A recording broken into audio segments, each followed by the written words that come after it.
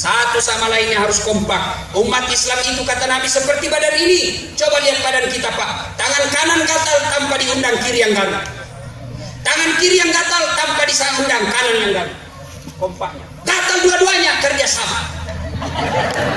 Coba lihat, beginilah tangan badan kita. Anak muda lagi jalan tengah malam, tahan tuh kakinya. Kaki yang tahan tuh otomatis langsung mulut berteriak. Sakitnya. Tangan mengusap, mulut meniup, mata mencari mana yang luka, tangan mengobati. Padahal kaki yang tahan tuh. Semua ikut merasakan penderitaannya. Tidak ada orang tahan tuh kakinya. Jalan aku, samsul penting jalan. Begitu kita di sini di Mamuju Utara di sini satu sakit yang lain ikut merasakan sakit. Kita boleh berbeda-beda. Jangan sampai gara-gara sangka buruk kita berpecah belah. Satu negeri jasmania terjadi unjuk rasa. Kenapa unjuk rasa? Sangka buruk. Dia bilang tangan mulut, saya tidak mau suap kau. Kenapa kau tidak mau suap saya? Saya tidak mau suap kau. Kenapa? Setengah mati saya suap kau. Kenapa perut kenyang? Padahal dia tidak bekerja. Saya bilang mulut, iyo di setengah mati saya mengunyah. Kenapa yang perut kenyang? Padahal dia tidak ngapa-ngapain. Nah bilang mata, cocok semua. Saya setengah mati cari mana yang enak, mana yang jelek. Kenapa perut yang kenyang? Padahal dia tidak bekerja. Kaki ngomong juga. Mulai hari ini tidak mau saya melangkah. Kenapa? Setengah mati saya cari-cari tengah malam tahan tuh kakiku. Kenapa perut kenyang? Nah dia tidak kerja. Rapat darurat. Rapat darurat memutuskan mulai hari ini mogok makan. Kenapa? Perut kenyang sendiri padahal dia tidak bekerja. Assalamualaikum warahmatullahi wabarakatuh. Klik subscribe dan lonceng notifikasi kalian untuk mendukung channel ini agar terus menyiarkan syiar Islam. Jangan lupa like and share. Ustadz, penceramah itu bisa sombong, bertambah ilmunya. Orang yang banyak sekali gelarnya itu seperti saya. Itu panitia masih kurang gelarku satu bos. Doktor itu, doktor DR itu di depan, doktornya berarti S3-nya dalam negeri. SOS sarjana sosial, SAG sarjana agama, MSI master science. Satu lagi PhD. P besar, D kecil, H besar. Nah, PhD, Philosophy of Doctor, itu berarti S3-nya luar negeri. Kalau Bapak lihat doktor di depan namanya, berarti S3 dalam negeri. Kalau di belakangnya PhD, berarti S3-nya luar negeri. Alhamdulillah Ustaz dapat dua-duanya. Sombong tidak, klarifikasi.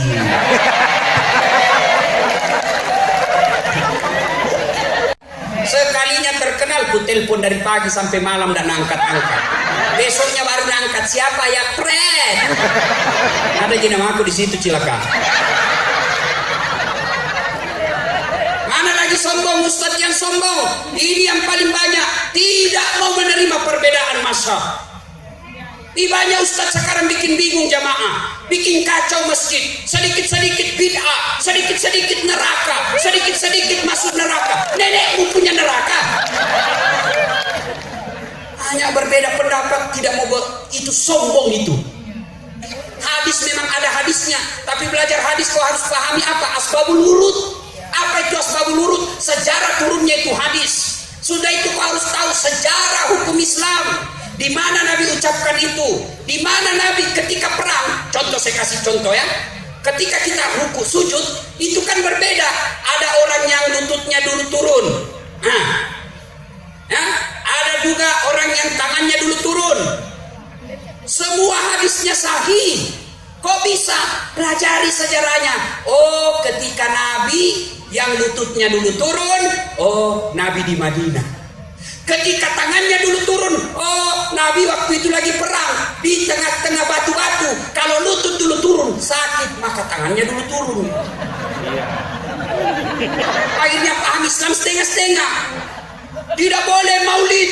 Maulid tidak ada pada zaman Nabi. Tidak ada pada zaman Nabi. Bid'ah. Bid'ah masuk neraka. Masa gara-gara orang dengar ceramah masuk neraka ki bos? Nenekmu punya neraka. Kasih masuk juga surga. Kan luas itu surga. Kalau ndak mau kau kasih masuk di tengah, biar nih kami di pinggir, tapi jangan kau duduki sesat masuk neraka. Isra Mi'raj tidak ada pada zaman Nabi, bid'ah masuk neraka. Taksiyah tidak ada pada zaman Nabi, masuk neraka. Kalau begitu tolong kamu ceramah jangan pakai mic. Kenapa? Tidak ada mic pada zaman Nabi.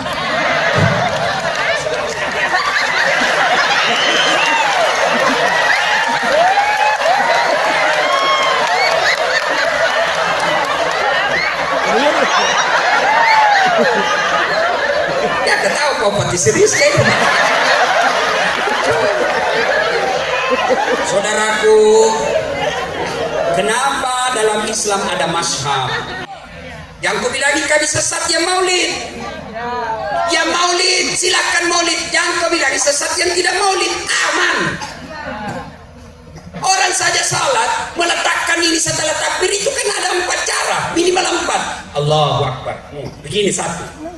2 di bawah pusat. Allahu Akbar. 3 di atas dada. Allahu Akbar. 4 lurus. Semua betul. Yang menjadi kita bertengkar, kita begini, kita kasih salah begini, kedinginan nih. Betul, mau begini silakan, mau begini silakan, mau begini silakan, mau begini silakan. Semua ada dalilnya. Yang salah kalau pakai semuanya. Allahu Akbar. Salah itu. Minum dulu. Coba. Ada ini cerita, wallahu alam benar atau tidak. Banyak sekali ilmunya, banyak gelarnya.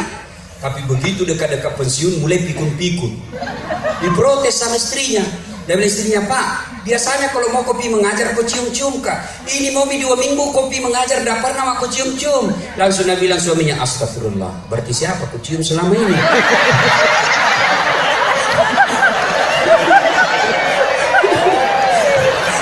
Ternyata pembantunya. Coba, kalau Allah marah, nak kasih pikun kau. Tidak bisa kau bedakan mana istri, mana pembantu. Jangan juga modus. Teman ini pura-pura pikun. Didapat di kamarnya pembantu sama anaknya. Namanya aku kira mamamu nak.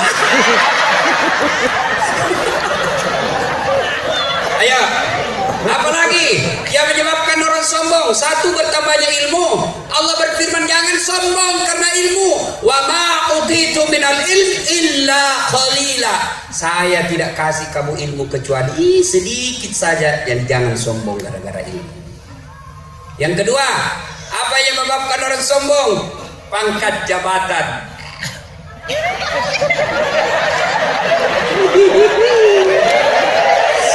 Kapolres sombong. Kapolres sombong. Kalau di sini Pak Made tidak sombong. Kalau Dandim mau sombong, ada batasnya. Apa? Pensiun. Biar sepupu 1 kali kok kasar, biar sepupu 1 kali kok Kapolri. Kalau pensiun, wabillahi taufiq wal hidayah. Tadi itu tongkat komando, tak kasih lagi orang lain. Jangan sombong. Kalau bapak punya pangkat jabatan sombong, begitu pensiun tidak ada yang mau lihat. Apalagi membuat orang sombong? Pangkat jabatan bupati.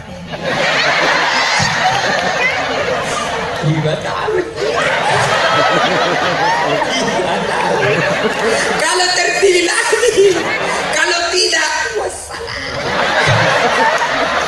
Tapi bukan bupati kita di sini. Saya tadi kaget ini penceramah kapan ini ya?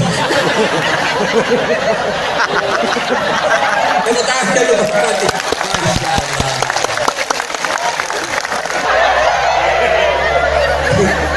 Sudah 2 hari saya roti terus pizza, roti nak kasih. Aku bilang sama panitianya, bos, kau bunuh saya secara perlahan. Ini perut bugis, nggak goyang perut kau kalau nak kasihkan nasi. Carikan nasi, kasih pulang mak kalau kau nak kasihkan nasi. Baru 2 hari sudah sengsara saya tidak makan nasi. Ini uangnya 7 miliar, dilarang makan nasi, dilarang makan daging, dilarang makan gula, dilarang makan garam, dilarang makan peksin, dilarang makan ikan. Apa jadi ikan yang bisa makan? Ubi rebus. Uangnya 7 miliar. Mobilnya harga 1 miliar, tapi siapa nikmati? Sopir. Dia baru 5 menit di atas mobilnya stres. Hati-hati. Regi mati. Mau kau sombong? Ayo. Yang keempat yang membuat orang sombong adalah bertambahnya ibadah. Nah, ini orang-orang yang merasa dirinya alim. Itu pintu setan itu. Kata Allah Subhanahu wa taala dalam hadits qudsi, ada 3 temannya setan di dunia. Temannya setan di dunia, Masya Allah, temannya setan. Satu di antara ketiga itu kata Allah, ghaniyun mutakabbir, orang kaya yang sombong. Kaya harta, hartawan sombong, temannya ke setan. Kaya pangkat pejabat sombong, temannya ke setan. Kaya harta, hartawan sombong, temannya setan. Kaya ilmu-ilmuwan sombong, temannya ke setan. Kaya ibadah, alim sombong, temannya ke setan. Tapi kalau pejabat, orang kaya, terkenal, sombong, orang masih paham. Kaya tahu bagus rumahnya, tinggi pangkatnya, ya wajar lah dia sombong, ada jalannya. Tapi temannya setan. Kaya, sombong, temannya setan. Jadi kalau ada miskin, pengangguran, tidak terkenal, tidak ada pangkanya, tidak ada kerjanya, mau sombong lagi, bukan ke temannya setan. Kau sudah jadi setan, silakan.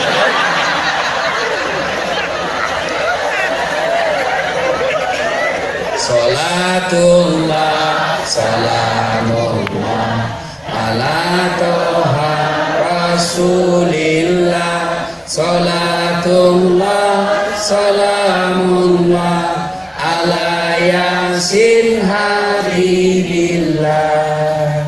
Satu, yang merusak persaudaraan, pemilu pilcaleg. 2, kesombongan. Yang ketiga, apa yang bisa merusak persaudaraan dan putus persaudaraan? Sangka buruk. Sangka. Setelah terpilih, ditelepon tidak angkat-angkat, ditelepon tidak dijawab. Sangka baik. Oh, tidak angkat, mungkin lagi menghadap sama Kapolres. Telepon 2 kali tidak dijawab. Oh, mungkin lagi sholat duha. Sangka baik. Telepon tidak dijawab. Oh, mungkin lagi buang air besar. Karena mungkin kita terima telepon sambil buang air besar.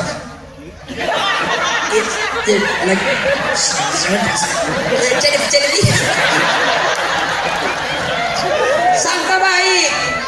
Ya, jangan pernah sangka buruk. Tidak baik itu orang sangka buruk. Kalau ke telepon orang tidak jawab, sangka baik. Mungkin dia lupa bawa handphonenya. Sangka baik.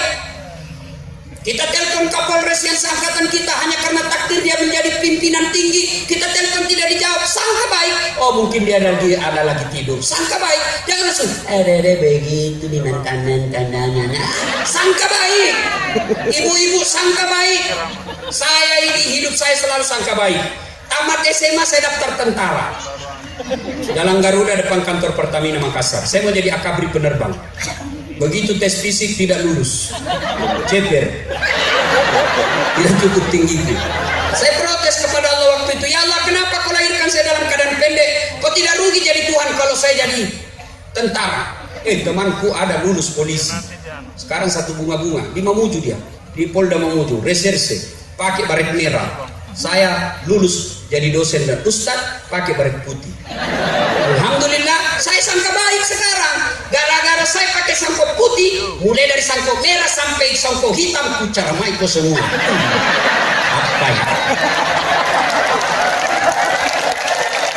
Sangka baik. Sangka baik.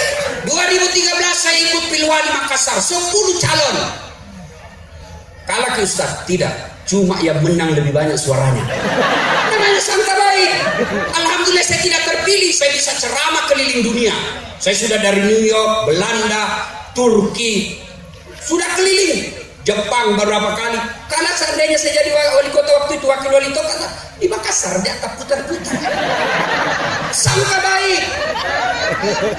Ibu-ibu, berapa banyak orang bercerai dengan suaminya gara-gara sangka buruk.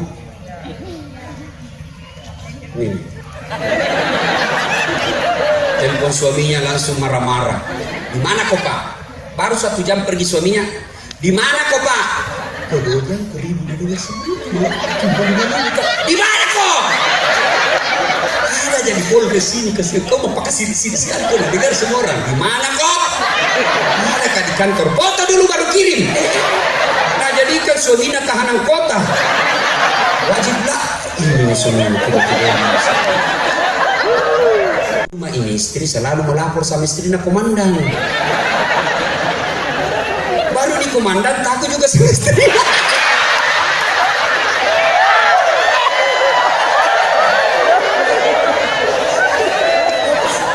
Karena istri Jangan takut sama istri Pak. Masa polisi takut sama istrinya? Nah semua gaji tak nak ambil. Coba nih, semua gaji diambil sama istri. Belum lagi naik honor, tapi dia sudah tahu.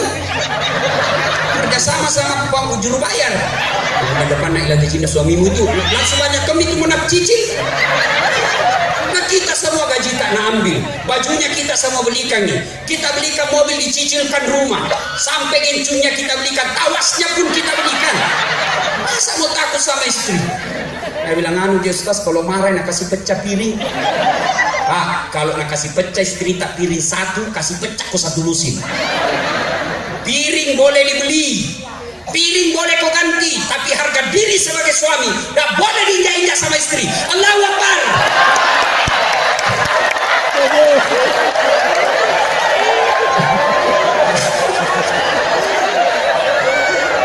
Bu,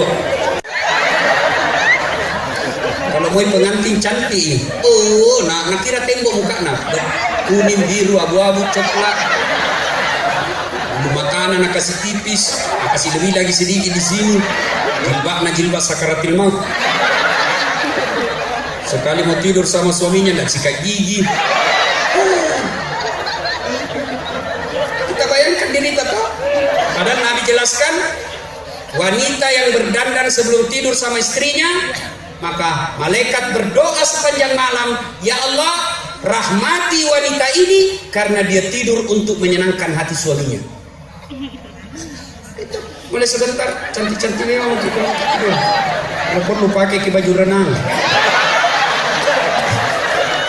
Ya Pak ya? Serius? Oh, kalau Bu, kita ini laki-laki tergantung istri. Enak itu suami tak kodong-kodong pergi rahasia di jalan, pergi tertib lalu lintas, operasi tertib, lalu ibu jam 8 sholat duha. Selesai sholat duha kita berdoa, ya Allah bimbing suamiku ya Allah, sebagai penegak hukum kuatkan dirinya ya Allah, tunjukkanlah yang hak adalah hak dan berikanlah kemampuan suamiku untuk menjalankan yang hak itu, dan tunjukkanlah suamiku yang batil adalah batil dan berikan kemampuan suamiku menghindari kebatilan itu. Lalu ya Allah bukakan pintu rezekinya karena engkau yang mengatur rezeki dan suamiku. Baru SMS nih suamita, Pak Jangki menghalalkan segala cara di jalan. Saya baru doakan Ki, baju coklat tak itu, institusi tak sebagai polisi jauh lebih berharga daripada gaji tak berapapun. Baru kita SMS. Itu suamita kalau terima SMS begini, nak kasih lihat semua temannya di posko, lihat kau istri soleha. Pernah kita SMS begitu? Pernah nih? Paling SMS-nya, Pak, jangan lupa singgah beli gas.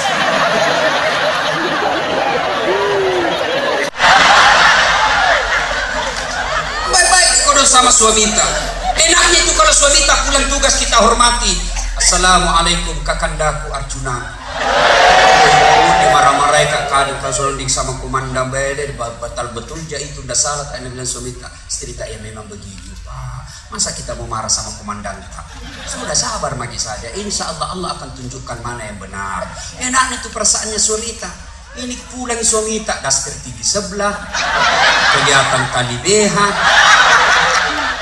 bontek di matana, berat badan 97. Nah bilang suaminya kasih baik-baik sani itu tali BH mana dia sama orang. Apa nak bilang? Jangan lihat BH-nya, yang penting rasanya Bu. Kalau pulang suamita kita sambut dengan lagu Bila Kamu di Sisiku, hati rasa sandu. Nah bilang suamita, insya Allah kalau terima lagi belikan ke cincin saya. Insya Allah. Ada pernah curhat sama saya. Stas, kenapa itu suamiku tidak bisa betah di rumah? Saya ceritakan lah. Bilang, Bu, ada orang suami istri suka ngomel istrinya. Akhirnya suaminya cari jalan bagaimana supaya istriku tidak ngomel, dan saya aku ngomel dia tidak dengar suaranya. Akhirnya suaminya ini bawa ke toko perhiasan. Nah belikanlah cincin, nah belikanlah gelang. Oh senang istrinya. Jalan mau tanya suaminya, di mana ini ada sumur kuda apa? Oh dia dapat sumur tua usianya 400 tahun, dalamnya 17 meter. Nah bila suaminya lihat beda ibu ada airnya itu. Dia dekat-dekat istrinya, ai dangkal jika Kira-kira tenggelam kan? Dia bilang tidak, paling sampai di lutut gini. Dekat-dekat lalu dorong istrinya masuk. Mana kau di situ? Tidak aku dengar. Ngomel aku sampai caut di situ. 1 jam kemudian tiba-tiba dari dalam sumur ada makhluk hitam tinggi besar keluar. Kaget suaminya, siapa kamu? Dia bilang, saya lah jin penunggu sumur ini. Saya sudah 400 tahun dalam sumur ini. Ada perempuan ngomel saja kerjanya. Baru 1 jam di dalam ngomel, tidak mau berhenti. Lebih saya lari.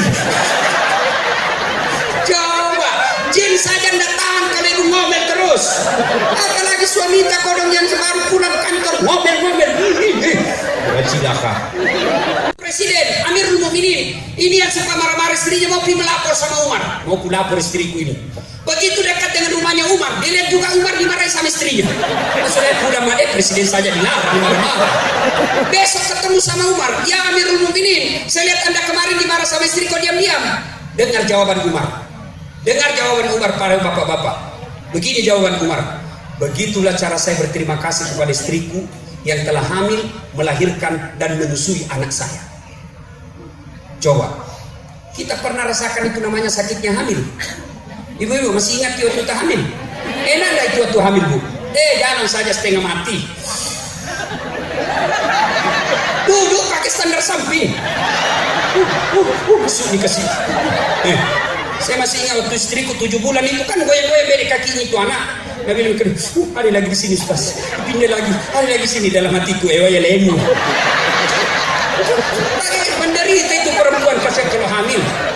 Bapak mau coba rasakan hamil, itu istri 9 bulan. Bapak mau rasakan, ambil itu ke 1 kelapa, 1 biji kasih masuk di perut, kasih masuk di baju. Kemana-mana bawa, apel siaga bawa. Coba, 9 bulan. Paling kita menderita laki-laki kalau ngidam istri. Ada yang pernah dibilang, semua sudah sekolah, ada yang kuliah di Makassar yang kontrak kiri kanan. Gaji 7 juta, itulah kehebatannya perempuan. Dia mampu memanajemen itu untuk hidup 1 bulan untuk 7 juta. Nah itu kalau istri marah ya, bayangkan bagaimana susahnya ngatur duit. Maka sabar saja. Rumus menghadapi perempuan cerewet, rumus menghadapi perempuan suka marah, rumus perempuan menghadapi tidak sabar, judulnya, resepnya, rumusnya, jurusnya menghadapi perempuan ini, diam. Betul. Diam saja. Karena itu perempuan, Pak. Itu kalau perempuan ngomel, perempuan marah-marah. Keluar pertanyaannya, kenapa begini? Dijelaskan, tidak masuk di akalnya. Tetap, jadi lebih diam. Biar dijelaskan, tidak masuk di akalnya. Tak kalah marah nih. Apalagi kalau Nabi lebih pokoknya, sudah diam lagi saja. Tidak jalan di otaknya. Dijelaskan semua sudah jelas empat. Gali lagi, kenapa paling 7 tahun yang lalu? Itu lagi 7 tahun lagi. Jadi lebih diam saja Pak. Kalau istri tak marah diam saja. Kalau perlu makan ke obat tidur. Ya. 1, banyak rezekinya. Saya selalu bilang begini. Saya tidak banyak uangku, tapi banyak temanku. Temanku yang banyak uangnya. Pak Bupati, ada Kapolres, ada Pak Yusuf Kalla, Pak Samahu, Pak Menteri, banyak teman saya. Saya di Makassar hampir tidak pernah uangku keluar. Kemana-mana saya pasti ada bayarkan Kak. Maka istri saya senang sekali kalau saya ke pasar. Baru Kak turun dari mobil, ada yang teriak, "Assalamualaikum Ustaz." Dalam hatiku aman. Itu serius Pak, serius. Bawa itu keranjang, ada isi kacang, ada isi telur, ada isi macam-macam. Berapa nih? Ya mak Ustaz. Tidak enak, bangun baru pagi. Tidak apa-apa Ustaz, dalam hatiku itu memang betul. Banyak teman, gampang itu rezeki. Saya kalau pergi warung, restoran, berlomba-lomba bayarkan saya Pak. Saya bayarkan, saya Pak Ustaz. Coba, banyak teman, banyak rezeki. Yang kedua, banyak teman gampang selesai masalah. Saya pergi ke Polres. Begitu saya turun mau perpanjangan SIM, keluar langsung ke Polres. Assalamualaikum Ustaz. Waalaikumsalam Komandan. Apa kabar Ustaz? Baik. Ustaz kenapa pergi? Saya mau perpanjangan SIM. Oh gampang Ustaz, tenang. Panggil Kasat Lantas. Uruskan SIM-nya Pak Ustaz. Jangan kau minta uang, berdosa kau Ustaz kau makan.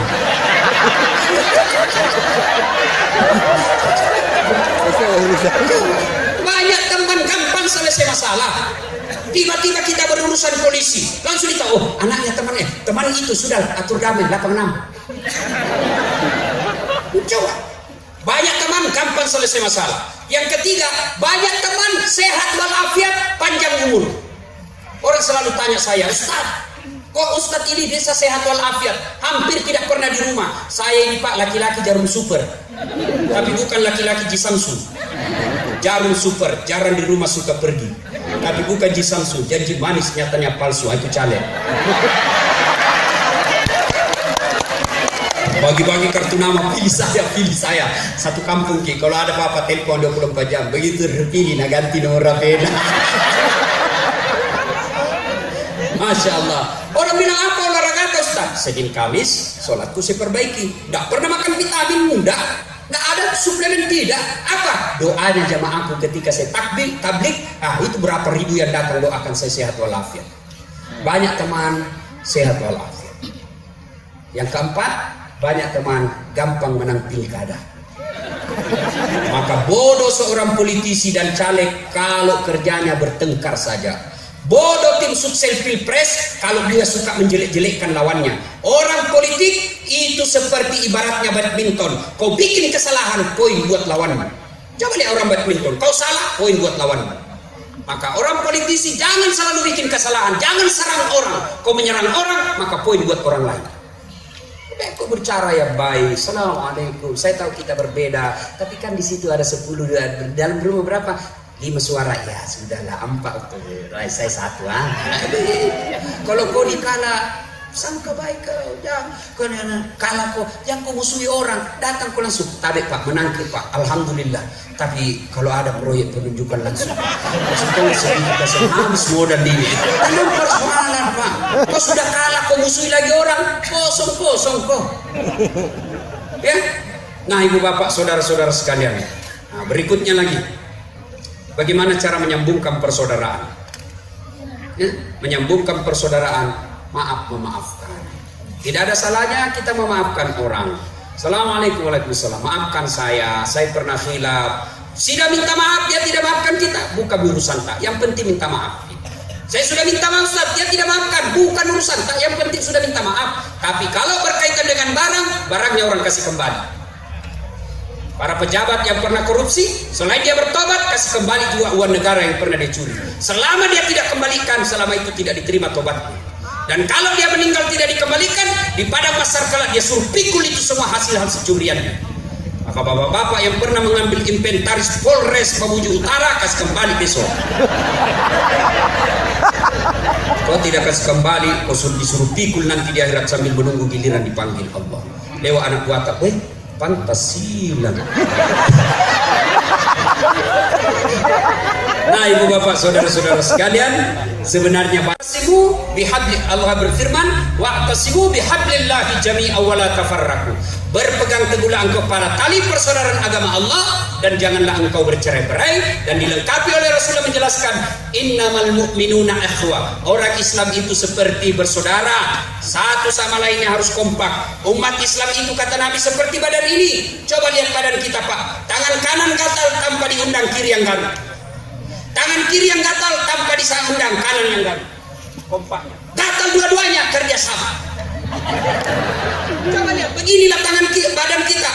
Anak muda lagi jalan tengah malam, tahan tuh kakinya. Kaki yang tahan tuh, otomatis langsung mulut berteriak. Sakitnya. Tangan mengusap, mulut meniup. Mata mencari mana yang duka, tangan mengobati. Padahal kaki yang tahan tuh. Semua ikut merasakan penderitaannya. Tidak ada orang tahan tuh kakinya. Jalan aku, Samsul ke jalan. Jalan kok. Begitu kita di sini di Mamuju Utara di sini satu sakit yang lain ikut merasakan sakit. Kita boleh berbeda-beda. Jangan sampai gara-gara sangka buruk kita berpecah belah. Satu negeri jasmania terjadi unjuk rasa. Kenapa unjuk rasa? Sangka buruk. Dia bilang tangan mulut, saya tidak mau suap kau. Kenapa kau tidak mau suap saya? Saya tidak mau suap kau. Kenapa? Setengah mati saya suap kau. Kenapa perut kenyang? Padahal dia tidak bekerja. Saya bilang mulut, iyo di, setengah mati saya mengunyah. Kenapa yang perut kenyang? Padahal dia tidak ngapa-ngapain. Nah bilang mata, cocok pun semua. Saya setengah mati cari mana yang enak, mana yang jelek. Kenapa? Perut yang kenyang, padahal dia tidak bekerja. Weh, kaki ngomong juga. Mulai hari ini tidak mau saya melangkah. Kenapa? Setengah mati saya cari-cari, tengah malam tahan tuh kakiku. Kenapa perut kenyang? Nah dia tidak kerja. Rapat darurat. Rapat darurat memutuskan mulai hari ini mogok makan. Kenapa? Perut kenyang sendiri padahal dia tidak bekerja. Akhirnya tangan tidak mau menyuap, mulut tidak mau mengunyah, kaki tidak mau melangkah, mata tidak mau mencari. Hari pertama masih bertahan, hari kedua mulai pingsan, hari keempat nggak bisa digoyang, mati kita ini. Rapat darurat lagi. Dia bilang tangan, betul saya suap kau mulut. Kata mulut, betul saya mengunyah. Kata kaki, betul saya melangkah. Kata mata, betul saya mencari. Mereka sepakat, betul semua perut kenyang. Tapi dia tidak kenyang sendiri. Dia hanya kenyang sesaat. Setelah itu isi perut dia distribusi ke seluruh tubuh, ke kepala, ke tangan, ke kaki, sehingga kita bisa bekerja. Mulai hari ini mogok makan berhenti. Kenapa? Merugikan diri sendiri. Begitu kita mestinya di Mamuju Utara. Ada jadi polisi, ada tentara, ASN, politisi, petani, nelayan, pedagang, boleh berbeda fungsi. Satu tujuan, mengangkat citra dan martabat kabupaten kita. Allahu Akbar. Ini tujuannya tablik akbar. Jangan sampai dulu setengah mati kita di sini, pulang gara-gara pilih besok berbeda pilihan lagi kita bertengkar, tidak ada gunanya. Ibu bapak saudara-saudara sekalian, sebelum saya